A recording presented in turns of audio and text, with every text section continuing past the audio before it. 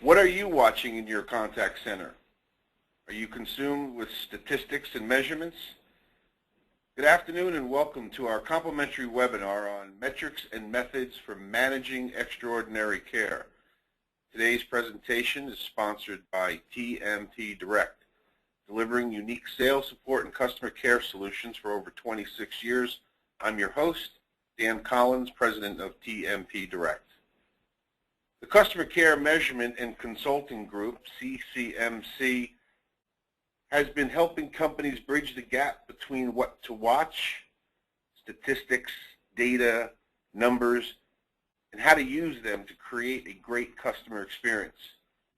Today's webinar will provide a structure to help you identify the key drivers of your organization and how to leverage them to drive agent performance, calibrate your entire organization, and enhance the customer experience. We'll show you tools that turn measurements into managing your people and controlling your outcome. I'd like to welcome our featured speaker, David Beinhacker, Chief Research Officer and Partner of Customer Care Measurement and Consulting. David oversees CCMC's measurement practice. For over 15 years, David has been helping blue-chip companies take complex statistics and mathematics and turn them into a decision-making process to focus and improve the customer experience. But it just doesn't end there. David also understands that the numbers that drive improvement would also drive a business case and in turn a real ROI. It's not just about concepts and philosophy. It's about real-world techniques and processes that help the organization and the customer relationship enterprise. Unfortunately, David's expertise has not been able to help improve the customer experience for his postseason challenged New York Yankees, but that's for another webinar. As a result of today's presentation, you will go home with a fresh perspective of using analytics to manage your team, impact your customer experience, and drive your business. Additionally, you will receive a copy of today's presentation. This will be followed by a brief survey asking for your feedback on today's discussion in preparation for the next webinar in our series. Just a couple of housekeeping items. The presentation will take about 45 minutes. We will reserve the last 15 minutes for questions. You will see on your screen where you can submit questions. If there is a question that you'd like to ask at any point during the presentation, please feel free to do so. Hopefully we'll get to all of your questions, and if not, we will include them in our follow-up. It is now my pleasure to turn the presentation over to David Beinhacker. Thanks, Dan, and good afternoon, everyone. What I'll be doing is, as Dan laid out, really is to spend the next 45 minutes or so discussing customer satisfaction surveys. And if you think about these customer satisfaction surveys, you really can't go anywhere in the marketplace in your daily life without running into one. Dan talked about the fact that, hey, we're going to be sending out a survey for feedback right after or tomorrow after this presentation. But the prevalence and just the existence of these surveys doesn't necessarily equate to quality of the surveys. And let me just get everybody thinking about the surveys by asking a question. We'll open up a poll after I go through reading these four questions, but let me just get you to think about it and look at what's on your screen and get a sense, which of these four do you think is the best written survey question? Question number one, how satisfied are you with how company ABC handled your contact? With the response categories totally satisfied, very satisfied, somewhat satisfied, minimally dissatisfied, or very dissatisfied. Then question two, how satisfied are you with the knowledge and professionalism of the agent, with a response category running from very sat to very dissatisfied. Number three, compared to how satisfied you were when you last called with a similar complaint to another company, how satisfied were you with how company ABC handled your contact? With that exact same response category scale, very satisfied to very dissatisfied. And then lastly, how old are you? 18 to 25, 25 to 35, 35 to 50, or 50 or older.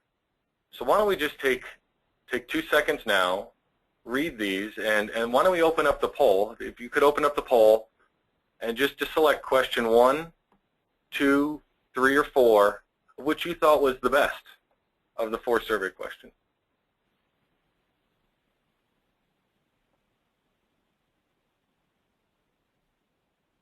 We'll just give everyone a few minutes to vote.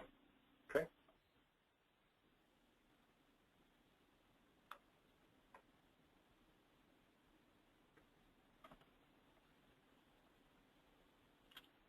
Okay, and we're going to close the polls. And David, it looks like 45% of our audience has selected question 2 as the best survey question. Okay. And why don't we go back to the screen and just take a look at the questions again, because to some degree it was a bit of a gotcha. You know, maybe you were listening and scratching your head by saying, you know, none of these sounded good. Now, sure, question 2 was okay, had good response category scale, but it was double-barreled. You know, it asked about knowledge and professionalism.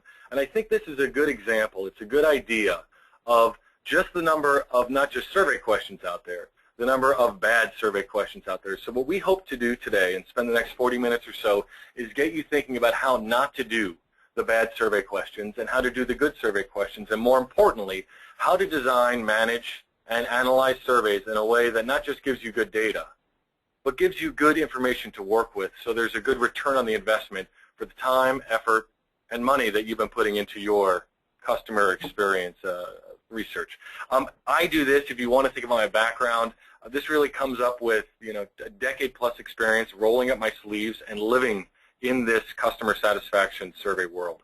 Most of it's here at CCMC. I'm not really going to be spending any time talking about CCMC, but let me at least give you 2 seconds of detail about who we are and what we do. And I think if you classify what we do in terms of our vocation, you know, this is just trying to be a market leader in helping companies leverage those customer experience surveys and customer care best practices. Simply put, we do this through surveys. We collect, we analyze, and we report out survey data. But that's our vocation. I'd like to think that what it does is really just support our true mission, and that's taking that next step. That's helping our clients take that data and help achieve that better ROI, that better return on investment in improving the customer experience. It's more than just collecting data. It's more than just reporting data. It's figuring out what the data means, and we try to partner with our clients in order to carry out that process. You know, essentially connecting the dots between our clients doing what's right for their customers, so in turn will their customers do what's right for them. Things like locked-in satisfaction, things like secure brand loyalty, positive word of mouth, and the like. And so we see measurement, we see surveys and empirical data as a very positive management tool. I don't think we're alone here. Throughout the marketplace, there is clear support for taking the pulse of the customers, whether that's using firms like us and partnering with firms like CCMC, or just using the available tools that are essentially off the shelf. There are billions, and that's with a B, of dollars being invested in the voice of the customer systems. And that's because people really aren't skeptics. You can see in the bottom left-hand corner talking about the confidence that folks have in terms of CSAT data and what that provides. So, you know, conceptually, in a tough competitive marketplace, knowledge about customers is power. Power can be turned into a competitive advantage, and that's why everybody essentially lines up behind CSAT. But the thought then would be, well, is customer satisfaction and customer satisfaction measurement a panacea? Well, no. In reality, the delivery of customer satisfaction and those sorts of insights, and that's both in terms of the process of collecting the data as well as the value of the data itself, often falls short of the promise. The word we hear when we talk to our clients, when they have those high hopes and they're falling short, always comes back to actionability. Having interesting data is all well and good, but what they want are figures that they can use and figures that they can act upon. So when you think about this disconnect, there's this positive promise, but then there's this issue with the delivery. What is behind it? And in very simplistic terms, I think there can be at least 3 reasons. Number one, it's the overwhelming draw of anecdote. Regardless of what empirical data shows, folks still have what they feel in their gut, and often they manage to that. 2, there is a over-reliance, maybe a misunderstanding of what this sort of survey data can do. From time to time, it's going to tell you very specifically you need to do A to person B in way C, but more often than not, it's just the starting point to get you thinking about, imposing those managerial judgment on the data. But I think the third piece, and the one that's the most germane to today's conversation, is more of a practical one, and that's really all resting on the preponderance of the surveys, and as I alluded to, the bad surveys that are in the marketplace.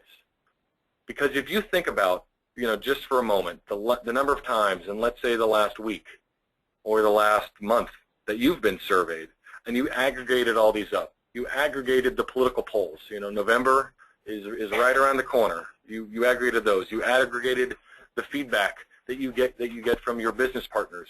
You aggregate the internal employee work, or aggregate those surveys that you get that you're a customer for that particular company. You don't need one hand to count the number of surveys, or two. You really need 2 hands and 2 feet to count those number of surveys. But then if you think, okay, you get these surveys, but how many times does that email end up in your spam filter? Or does that direct mail survey go right into your trash? Or you screen that telephone call that comes in? My guess is that's a sizable majority too. Essentially the question is, the surveys are being done, but are they being done right? It's unfortunately a bit of a perfect storm. It is easy to collect data. There is a tremendous amount of plug-and-play software, SurveyMonkey, Bovici, Web Survey out there. Collecting information is a snap. People unfortunately connect that with, well, hey, it's easy to get information. Well, obviously, it's really easy to know what to ask and how to ask, but that's really not the case. Unfortunately, asking good questions and asking them in the right way, it's a lot harder than it looks. In the marketplace, there are too many bad surveys. They're collecting suspect data, and companies aren't properly using that data. Why does this process fail? With all due respect to David Letterman, let me quickly look at 6 common pitfalls. I'm going to call them stupid survey tricks to good research practices, just to get a sense of underlying this disconnect. First, there's the helper. I think we've all been coached for that higher score in such a transparent way that it's a charade. When we go get our oil changed and we get that survey, you can't take either the results or the survey process seriously. There's the war and peace. The survey is simply too complex, too long. Similarly, there's the kitchen sink. That's not necessarily a long survey, but that's where everybody is throwing in their 2 cents throughout the department or throughout the organization. It's an omnibus survey that really lacks that specific focus. There's the roadblock, where a survey is designed in a way that is simply respondent uncentric. You can't go through or progress without getting that big red X when you don't want to answer all the questions. What happens? Do you continue taking the survey? No, you abandon. Of course, there's the garbage in, garbage out. If you don't have good information and the data to be able to be extrapolated out to the population as a whole, then the data becomes suspect. If you have a bad sample, so too will you have bad data.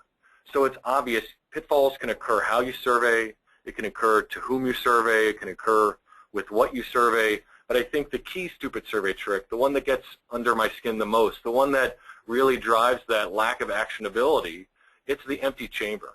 This is caused by creating a survey where the end results really, it's a whole bunch of numbers. It's data. But it's nothing of action that can be used by managers to improve their customer experience. It's not going to help you improve contact handling satisfaction because it doesn't provide that diagnostic information. There's a whole bunch of measuring going on, but not a lot of managing. So there's essentially begs the question, okay, there's a problem out there, what to do about this? That's hopefully the key question that you'd want to listen to this webinar. How do you engender the process to allow you to make better decisions, to mitigate the risk of spending time and spending money on the wrong things that don't matter? What we have here are 11 items of things you can do to do them right in terms of your measurement approach. And truth be told, I could double this list, I could triple this list, I could probably even quadruple this list. We only have an hour or so. I think we may only have about 30 minutes left. So what I'm going to be doing is I'm going to be focusing only on 3 of them. The first thing we're going to do is we're going to discuss the need and the process by which key drivers of contact satisfaction and loyalty are identified. Number 2, we're going to be discussing some best practices for the readout of those survey results. We don't just want to have good data. We want to have good data that gets used properly. We want to lead the horse to water. We want to do everything in our power to make sure that horse drinks. And then finally, we're going to review some do's and some don'ts for target setting. People love to set goals, but the process can also often be very haphazard. So we're going to want to review the methods to make the target setting both the most effective process-wise, but also the most effective in receiving buy-in from the organization. So let's start with the first of the three, and that's the need to identify the key drivers. And what I'd like to start off with is point out that, and this is really unfortunate, it's not easy, but when you take a look at survey results, more often than not, there is going to be very little or no clear-cut overarching finding at the very start of the process. What you're going to likely find is more of a lack of ambiguity. Sure, there's going to be some black and white distinctions. There's going to be one or two things that are clearly going to be called out as critical, and there may be one or two things that are clearly going to be unimportant, but the rest of the items are going to fall somewhere in the middle. The quote here right at the top from the French author, "The color of the truth is gray," holds true indeed. Essentially, it's your job when you're doing a readout of this CSAT survey data is to look at the gray and to impose and to put color into it. And more often than not, that's where folks often run into a trap. Instinctively, what do we want to do? We want to take a short and simple route. We want to be like these blind men in the Indian proverb who go up to that elephant, they feel around in a small area, and they make a decisive statement. And for each of them, it's a wall, it's a rope, it's a spear. All of those statements are true about that individual component, but they can't be more wrong about the bigger picture as a whole. And if you think about this and you apply this analogy to data, it's tremendously dangerous because it's going to lead you down, or at least has the possibility of leading you down, the path of drawing incorrect conclusions. And when you draw those incorrect conclusions, what could you be doing? You could be spending time that you don't necessarily have. You could be spending money that you don't necessarily have, and that's not essentially the good use of resources. So how do you avoid this trap? Well, we're going to start with the position that you have to take a multifaceted way of looking at your data. You can go on saying, I'm going to just look at the trunk, or I'm going to just look at the tusks, but that's not the key and optimal way. There are so many potential ways to view the data. You have satisfaction or dissatisfaction. You have whether or not your customers or your contactors experienced any problems with that experience. If they did, whether they contacted about that experience, what that contact handling was like, and how did that impact overall satisfaction, overall loyalty. There's competitive ratings, comparing your business or your organization or your contact center to others in the marketplace. There's importance, whether it's a stated directly or whether it's determined through more robust statistical analyses in a derived manner. And finally, you're not just limited to that single point in time reviewing the results, are you? If you do this research in a longitudinal manner, you can see how you're doing today, and yesterday, and tomorrow. So there are not just some moving parts, there are many, many, many moving parts. And to complicate things further, a data point doesn't necessarily equal a data point, doesn't necessarily equal a data point. You want to look at how all these items and how all this data converges to get the true story, but understand that some things matter more than others. The last analogy that I'll use, think of yourself as a chef. You need to mix all the right ingredients, you need to mix them in the right proportions, and you need to do that at the right time so that the end product is this palatable and tasty dish. And to help simplify this, there's really two steps to this process. Carrying that chef analogy forward, step one has everything to do with the ingredients. If you're going to have an effective survey measurement tool, you need to ensure that the diagnostic components of that particular relationship that you're trying to measure actually impacts the key outcome measures. Is what I'm looking at that I can do something with impacting overall satisfaction? Is it impacting overall contact handling satisfaction? Is it impacting brand loyalty? Because if they don't, you may have really interesting information, but it's data that doesn't do anything to help you improve and manage the customer or contactor experience. And that's a guarantee that you're not going to get that positive ROI from this sort of engagement, which really is the key goal. Let me give you an example of what I mean. You see some data here on the far left. We were working with a client, it was an association, and they'd been conducting their survey on their own for a few years, and they were finding that their survey was ineffective, and ineffective from the sense of they had good quality data, but the story the survey told didn't necessarily match up with the reality that they were facing. That reality was declining membership, that was declining financial positions, things along those lines. And we came and we took a look at their survey, and we found that the instrument essentially had good outcome measures, but the diagnostic measures, those aspects of their member experience, like communication, like association staffing, like the programs that were offered, really was disconnected with that overall item. You see here on this pie chart, impacted by items in the survey, 22.5%. Less than a quarter of the movement, the improvements and the declines of overall satisfaction could be predicted by the items in the survey. You know, that really handcuffed them to use that survey as a measurement tool, as a management tool. It wasn't that they had bad questions in and of themselves, it was just bad questions for this purpose. So what did we do? We helped them rewrite their questionnaire. It really wasn't a great shakeup. You know, we kept some of their diagnostic measures, tweaked others, removed some, added a few others, and the outcome, the end result, when they redid their survey, was that the predictive impact of the questionnaire rose threefold. Now nearly 65% of that variability and satisfaction could be explained by the more granular, more specific, and easier to act upon diagnostic measures. It was all of a sudden actionable. They had data to work with. The tool that had been really a weak one all of a sudden gave this organization a good slate of real and powerful items to act upon. And you can apply this, I think, to the contactor experience. If you think about, you know what, I need to collect data and really be able to manage my contact handling satisfaction, and you have only items that looked at things like the ease of contacting the center, whether we're talking about the IVR or the ease of finding contact center details or hold time or the messages or the recording that was played while on hold, you may get really, really good information. And you may get really, really good information all about that aspect of access. But is that going to help you manage the broader contact handling experience? Likely not. You need to have that right slate of items. So you have the right items to work on. What are those next steps? And that gets us back to that statement that not all data was created equal. And that not only do you need to see how the data converges, but you need to use this from a prioritization standpoint as well. And here's another example from a recent survey that we conducted. This was a post-contactor survey.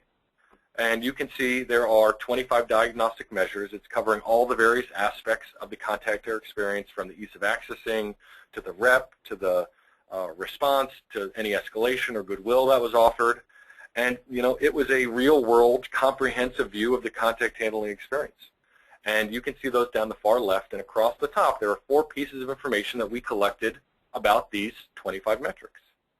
And the first thing we did is we provided these measures, and we said, okay, in a relationship, what's critical to you? You know, select the 1 or 2 things that are most important to you and to your satisfaction with the contact experience. It was a direct importance question.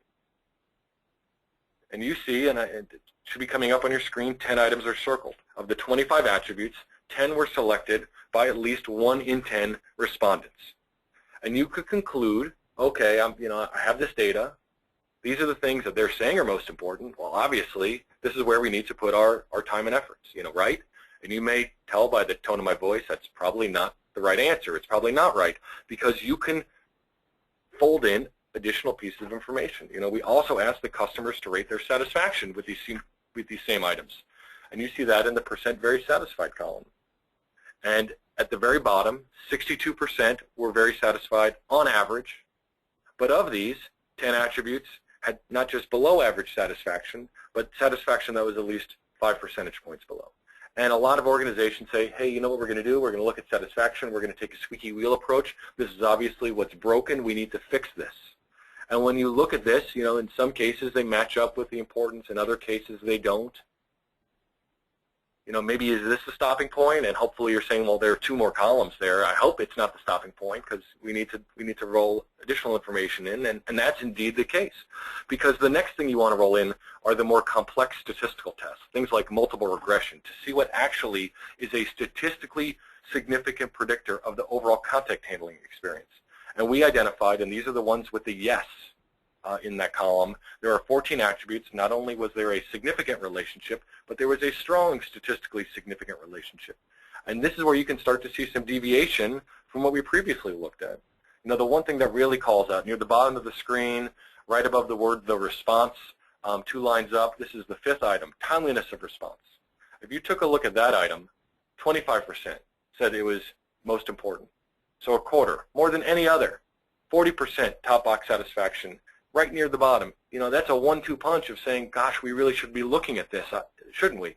Well, you could, and if you did, and you put good efforts there, and you had improvements, you know, you very well may see the timeliness of response satisfaction improve. People would be happy. Is that going to make their overall experience better? Not necessarily the case. It did not have a direct connection to overall contact handling satisfaction.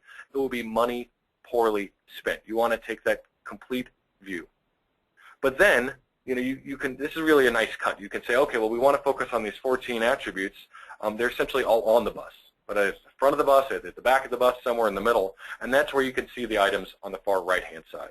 And these items on the right-hand side aren't just the predictive impact, but it's the relative predictive impact, where each number shows the strength of impact on overall satisfaction. The higher the number, the greater the impact, so you can begin to get a sense of, hey, where are we going to focus our efforts? You can take a look at the representative grouping, the number 1 and 2 attributes right at the top, responsiveness of the representative, knowledge of the representative. You can see for both high direct importance, for both low satisfaction, but responsiveness is going to have twice the impact. If you improve there, it's going to do twice as good for that organization than focusing on knowledge.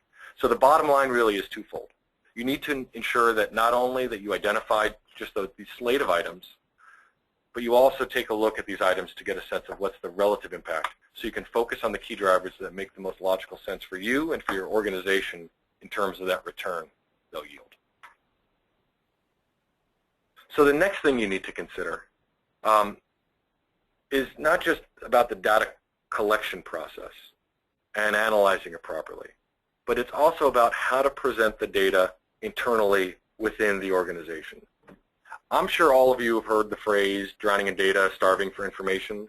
You know, that's a more than likely outcome if there's no deliberate or intentional structure put into place to managing all of this good information that can come out of the surveys.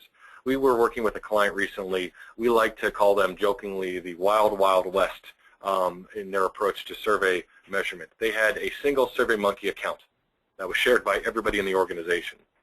And everybody in the organization could send out a survey. In a 6-month period, just 6 months, we took a look at how many surveys were fielded to their clients. They fielded over 200 surveys. They only have 1,700 or so customers. You know, and each of these surveys didn't just have one report. You know, they maybe have 2 or 3 or 5 or 6. So not only were there disgruntled customers who couldn't turn on their computer with having yet another email pop into their inbox saying, hey, we'd like your feedback, but internally there was an overload of information. There was a log jam of information. So when we did that assessment, we printed out every single report that was produced. It took half a filing cabinet in order just to print out all these reports. Were they doing anything with this data? No. There was this bottleneck of information. It was too overwhelming. It was too disconnected. It was too plodding. It was too ponderous to really offer any value. So what to do about this? You know, how do you take the information that you're collecting and thinking about if I'm managing a contact center, how do I make sure that the data can be read, it can be understood, it can be acted upon, and acted upon in a managerial standpoint, whether I'm thinking of centers or teams or agents? Well, what we use is a 2-tiered structure of reporting, or certainly we advocate this, that's illustrated through this bullseye. It starts really in the middle, and the middle may be the end point. You know, that's managerial judgment. You heard me talk earlier on about what surveys can and can't do. The managerial judgment is ultimately what's going to make the difference between meeting expectations or exceeding them, or having brand loyalty levels being low or high, or starting that continuous improvement journey. But in order to get to this center point, you need to bring more and more and more information to help improve the precision and help improve the accuracy of these managerial decisions. And you see working your way out and then working your way in, which is what we're going to look at. We have 2 reports. First is a ranking report, and then there's diagnostic reports. So really, what are these reports? Well, we start with a ranking report. Again, if you think you work outside of that circle and work your way in, you know, what do you want to know first? If you're taking a look at data, I think there's some interest in terms of, you know, what do I need to focus on? What are the centers or the teams or the agents who need special attention? And then what's the urgency that surrounds that attention? Is it critical, or is it really, you know, we need to do this but we have a little more leeway? The ranking report is going to answer this for you. There's humorist Garrison Keillor. He does Prairie Home Companion. He also wrote Lake Wobegon Days, and it's a humorous account of the town he says he grew up in. And in this town, he claims that all children were above average. Well, in reality, when you line everyone up in a group next to one another and rank them in some fashion by design, there are going to be some people that are above average, but so too are there going to be average performers and below average performers. And if you're not interested, in the full scope of the experience at this point, but just on what that one key metric is, typically in a lot of the industries, for you it would be overall contact handling satisfaction. You'd want to rank your group and get a sense where performance needs to be focused on for those below average performers. It's a simple concept. This isn't a rocket science piece, but it's still something that folks often rush past. The instinct is to roll up the sleeves, dive into the data, and what often happens is you miss this very simplistic, okay, we only have limited resources, let's use those resources wisely. Let's manage by exception here. So the results from the ranking report will give you the groups that are better, will give you the groups that are worse, and by how much. And you can answer those questions, who's doing well, who's not, and the lower you are, certainly the greater importance to take action. And then, of course, when you've identified the lower performers, when you've identified the higher performers, the next question will be why. The diagnostic report will give that to you. It's designed to help you diagnose where improvements are necessary, if the results are less than ideal, or when there's strong performance, what are those things that need to be leveraged to continue the good news? And let's take a look at some examples just to give you an idea of what I'm talking about. So here's a ranking report that we've taken from a client of ours. They do ongoing satisfaction loyalty tracking for their call center. And just to help orient you to this report, there are 11 teams. You see them along the far left. There's one key metric. This is their overall contact handling satisfaction. They look at multiple time frames, but it's ranked by a rolling quarter, a rolling 3-month satisfaction. And you see satisfaction goes anywhere from 92.4 down to 76.5 with that overall average of 85.7. So if you apply that average point in the mid, it's pretty obvious there are 5 teams that are performing above average and 6 teams that are performing below average during this rolling 3-month period. So again, by thinking about the purpose of this report and really using that concept of management by exception, you can't do everything for everybody, but you can certainly see that there are some below average candidates. And not only are there some below average candidates, 2 teams are well off the average. They're nearly 10 points below average. So if the key purpose of this sort of tracking system is to figure out who needs improvement, we've certainly done this by identifying the below average performers, and then we can begin to look at, well, heck, why are they below average? And of course, on the flip side, you can identify the higher performers as well. One of those teams not only is above average, but it's well above average. So it's certainly more than reasonable to try to ascertain why his team's doing so well, seeing if this is something that can be bottled and shared with the rest of the organization. So we take that next step. We begin to answer why, and that's where we take a look at the diagnostic report. So again, this is really just a portion of the diagnostic reports. We have 17 attributes that we asked for this particular study. Here's 9 of them. And you see the higher performing team on the left, the lower performing team on the right. So if we start with the higher performer, why is that team the higher performer? And you look and you compare that team's scores versus the overall scores, really by and large, scores are up overall, but in particular the representative. For this team, they often have higher scores, 2 to 7 points higher than average, especially with scores performing really well in general. They've managed to maximize satisfaction for the rep. Something to look at, what's doing well here for the rep, how can that be applied across the board, but even more importantly, the lower performer. Why is the lower team the lower team?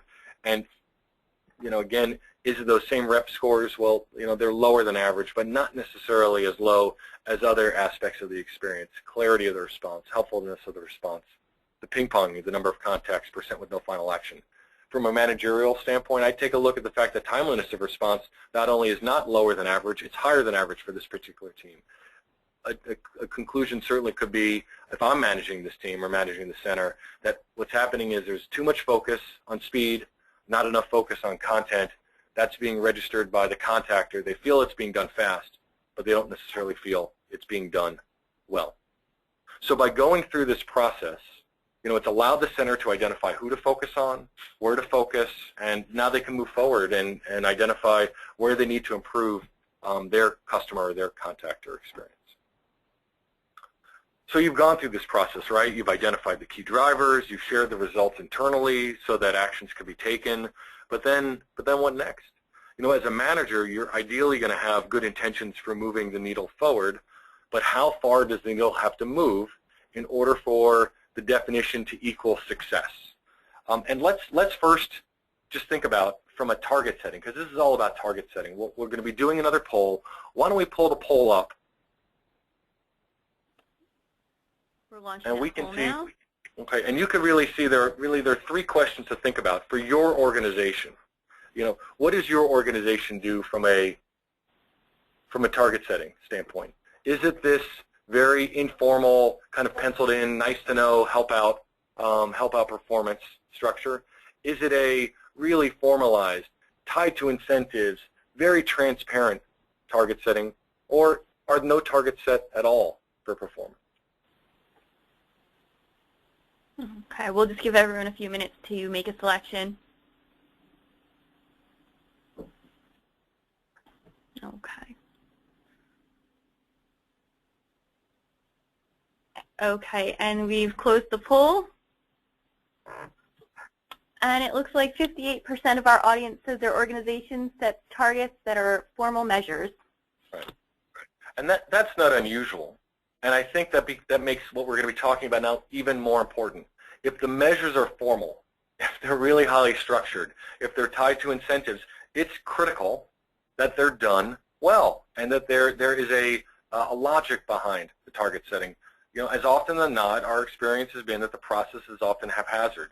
It's as if folks kind of lick their fingers, see the way that the wind's blowing, and say, well, there's our target. Or, people love numbers divisible by 5. We're at an 81, let's get to an 85. Or we need to get to a 90 over the next month or 2, something along those lines. It seems like a round number, but there isn't necessarily some logic behind that. Or there's the statement, we need to have a statistically significant improvement in performance. That's not the best way of setting targets. You've run the risk of setting targets too high. Essentially it demoralizes folks, it demotivates because they can't be reached. It's too low. Again, it's a demotivator. It's too easy to get to. Or it's something that maybe you do it well, but you can't replicate it because it's very haphazard. So what do we do in order to really impose science to what truly is an art? So the initial question you need to ask is, what metric will the target be based upon? And I think there are 2 ways to think about this. The first is really the simpler, the better. The fewer metrics you use, ideally a single metric, it intensifies the focus on this measure. It simplifies the process for communicating the results across the organization. Often there are these highly complex composite scores, and sometimes these composites have nothing to do with something that actually impacts performance or is part of that strategic relationship with the customer. We were working with a client in the healthcare industry. They had been using a target that was a composite of 7 metrics. Only one of them had anything to do with that organization's strategic priorities. What we had them do was shift to a single overall loyalty item that greatly improved the cross-organizational buy-in towards success. They were much better able to hit their targets because everybody understood and they were working, the beat was going to the same drum. And the second question is really, what metric will the target be based upon? The key decision usually is it going to be some sort of indexed arithmetic mean or frequency? And if it's a frequency, is it going to be top box and think very satisfied, or top 2 box, very or somewhat satisfied? The good news is there's no wrong answer. It really is what works best for your organization. The index score is going to be more sensitive across the continuum. To movement across the continuum, frequencies are more commonly understood and commonly used. I think a key thing, though, it's often that the data helps drive the decision. Everybody has heard of the need to delight customers. It's a nice thing to say, but then again, is it necessary? Remember, this is all based on ROI. Well, sometimes it is, but sometimes it's not. Here are results from 2 companies that we work with. We broke their contactors into 4 groups based on the rating of the contact handling experience, whether they were delighted, that's the folks at the top, or satisfied or mollified. Essentially, they weren't satisfied, but they really weren't unhappy, or those folks that were unhappy at the bottom because of what was done or wasn't done. And if there's a thought about delight, Well, is there a company that needs to delight? Sure, company B does. There is a meaningful gap, nearly 30 percentage points higher in loyalty if their customers are delighted. But what about company A? Is there a payoff for delight? You know, yes, but no. Is there a difference? Sure, it's 2 percentage points. Is that meaningful? Is that something you'd want to manage to? Probably not. But also, do you want to set targets for delight if you're company A? Well, probably not as well. So it would be a waste of resources to promote delight. It would also be a misdirection to promote that as a target. Okay, so you've got your metric. You've determined how the metric's going to be numerically expressed, but what sort of goals are going to be calculated. You know, there's really two options. You can either shoot for a single goal, or you can generate a range of goals with this graduating tier from a floor to a ceiling. I was talking about simplicity earlier on. It's very easy. You're at X, get to Y. And that works, and it is simple, but you're at risk in the sense that all your eggs are in one basket. You know, if we're talking about setting a score too high or too low, this really has it written all over it. What we would suggest a better approach is more of a tiered target setting. That's typically, we use a three-tier process. You have your threshold. It represents some maintenance of performance, even at times allowing for slippage in performance. The target represents what would be the expected improvement. The stretch goal is that real transformational change. Is it more complex? Sure, but the broader range we find engenders much greater buy-in because the likelihood of blowing way past it or falling way short at the midpoint simply isn't there. Okay, so that's a lot of setup, but how do we actually go about setting the target process? We've come up with 7 key best practices for doing this. The first thing you need to do is think about, you know, what your current score is and what's the maximum it could be. Because the closer you get to the maximum, the harder it is for every additional point of improvement. If you're at a 55 versus an 80, getting an additional 5 points is a lot different. It's a lot harder going from an 80 to an 85 than from a 55 to a 60. That needs to be kept in mind. You also need to think about what's the typical change for an organization. We worked with a client whose leadership decided their year-end target should be moving from their current place of a 72 all the way up to an 80. Remember I talked about nice even numbers? They applied that pitfall right there. But when we looked at their historical data, we found that scores never changed by any more than 1.8 points. So how are they going to jump 8 points if they've never gone up by more than 2? They simply weren't. They weren't taking into account what typical change was. You also need to take a look at what the all-time highs and all-time lows are, because if you're approaching either of these two levels, you need to adjust accordingly. If you're near an all-time low, setting a threshold that actually is below your current performance just may not be palatable within the organization. Number 4, you want to know how scores are trending. If you've been doing well over a sustained period of time, there may be more flexibility, more slippage to allow for that one step back, given the fact that you've not just taken 2, but maybe 3 or 4 or 5 steps forward. And you're not calculating targets in a vacuum, are you? You need to think of this as more than an academic exercise. You know, the majority have your targets. It's a hard and fixed target. It's meaningful. And you need to take in mind internal changes or marketplace changes. We're working with someone right now. We set their targets. We've been doing this for years, and their organization is going to go through a major change. They're going to essentially go public. Through the initial discussions, the group that's going to be surveyed wasn't having so many warm and fuzzies based on this change.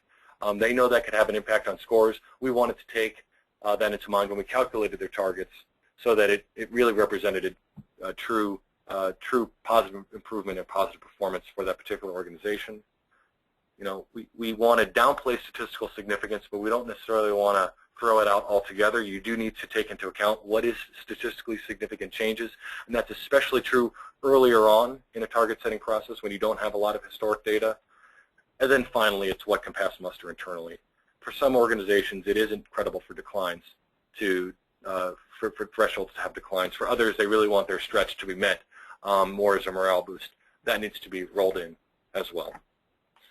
So when you do all these things, you know, measurement is complex, but it is a challenge that you can certainly manage. You can use this to get insight. You can leverage the information you get to improve the contactor experience. There are many components here. We've looked at 3 of them. I'd like to leave you with this as the thought starter. You know, customer satisfaction, it's a number. We're all focused on numbers, but really it's more than just a number. It's really reflective of the positive experience the customer has. So if you work to improve that customer experience using this sort of survey data, so in turn will those numbers rise, they'll grow, those targets will be hit, and you'll be able to really engage that journey of continuous improvement. So, Dan mentioned earlier on at the very beginning that there was a place to ask some questions. So I guess I'll just then turn it over to you to see if there were any questions from the group. Thank you, David. That was very interesting, very, very thought-provoking presentation. I think it's very common for all of us to get overwhelmed with statistics and numbers and not really know where they're heading, where they're driving us. But when they're well designed and properly interpreted, you've demonstrated they can be a powerful driver of performance, and it can impact the customer experience. But we do have some questions from the audience, so let's get to them. The first one was about early in the presentation talked about key driver setting process. What is the best data collection methodology that is used to put the key driver setting process together? Okay.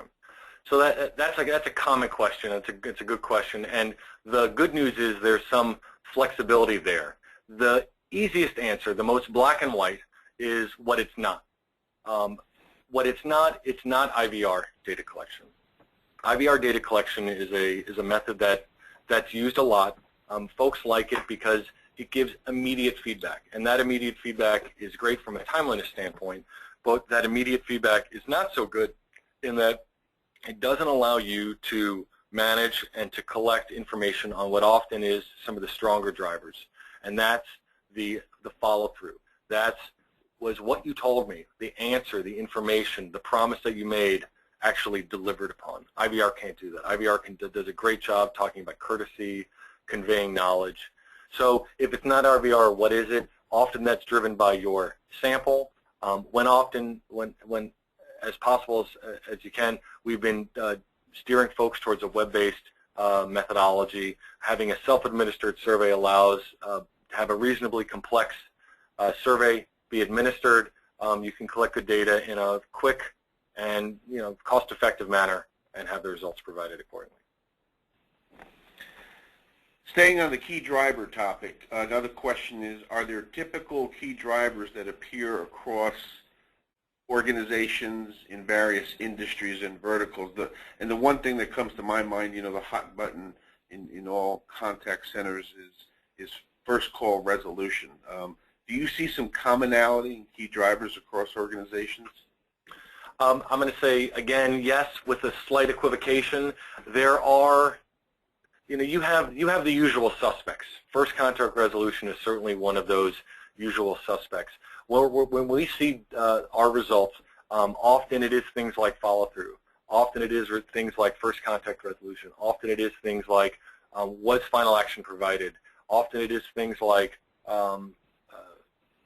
did I get what I asked for? Was there congruence between what I actually contacted about and the accuracy, relevance, and completeness of the response that was provided to me? And I say that with kind of the but. There's the caveat there. We looked earlier on about the client of ours who's had timeliness as a key direct importance item. It was a low satisfaction item, but it didn't have statistical significance. Timeliness is often one that does have a strong impact on overall satisfaction. So there's the need to to trust but verify. There are these usual suspects, but they don't necessarily apply to your organization. And the calibration and the derivation and over time the validation of those key drivers really is critically important, or you could be putting your resources in areas that really don't matter for the bottom line. When it comes to setting targets as a result of the key driver process and targets for an organization, how often should the targets be set and assessed? Okay, so the rule of thumb is we're talking once every 12 to 18 months. You don't want to do it any earlier than on an annual basis. things just typically don't move fast enough. And if you're constantly chasing what the most recent rolling quarterly score is or the most recent monthly score, something along those lines, you're likely going to be doing this as more of a target-setting exercise and not a customer experience improvement efforts. So we found that by doing it every 12 months or so, it's long enough really to think about where you need to be as an organization, identify the areas you want to focus on, actually put together some action plans and implement those action plans, and then use the sort of measurement to assess your performance as whether you're hitting your targets, and then go back to get a sense of, well, do we need to go through this exercise again? So more often than not, it's 12 months. It can be 18 months. It can even be 2 years, but certainly no sooner or no earlier than a once-a-year process. Moving to the data side of the equation, you set your key drivers, you set your targets. Are there specific suggestions on what type of data should be leveraged to drive the customer experience? Is there, I guess the question is, what specific types of data are most important to the customer experience? Right, and this gets back to the concentric circle that we looked at. So one of the rings that we didn't have, that we didn't look at, was other sources of data. And you want to have as complete a picture as possible. So if I'm thinking of myself, really, and I put on my experimenter hat, I am going to be experimenting with the data and analyzing the results and thinking about what information is needed.